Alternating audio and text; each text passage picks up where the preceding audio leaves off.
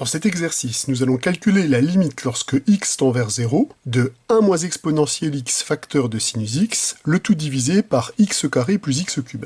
Alors dans toute la suite, je vais noter f de x, cette expression. Alors on commence déjà par regarder si les opérations sur les limites s'appliquent. Comme le sinus tend vers 0 lorsque x tend vers 0 et que 1 moins exponentielle x tend vers 0 lorsque x tend vers 0, le numérateur tend vers 0, il est clair que le dénominateur tend également vers 0.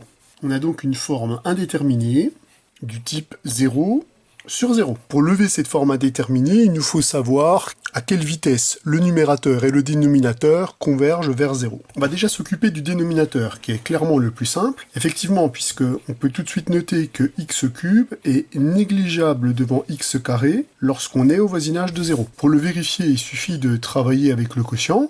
X cube sur x carré est égal à x, qui tend vers 0 lorsque x tend vers 0. On en déduit donc que x cube est négligeable devant x carré. C'est la définition. Donc on peut assurer déjà que x carré plus x cube est donc équivalent à x carré lorsque x tend vers 0. On a donc un équivalent simple du dénominateur. Pour le numérateur, on va faire appel aux équivalents usuels du cours. Effectivement, 1 moins exponentielle x d'après le cours est équivalent à moins x. En fait, l'équivalent qui est dans le cours, c'est exponentielle x moins 1 est équivalent en 0 à x, mais comme on sait qu'on peut multiplier les équivalents, on récupère donc que 1 moins exponentielle x est équivalent à moins x en 0. De même, un équivalent usuel du cours nous assure que sinus x est équivalent lorsque x tend vers 0 à x. Or, on sait bien qu'on peut multiplier les équivalents. On obtient donc par produit d'équivalent que 1 moins exponentielle x multiplié par sinus x est équivalent en 0 à moins x carré.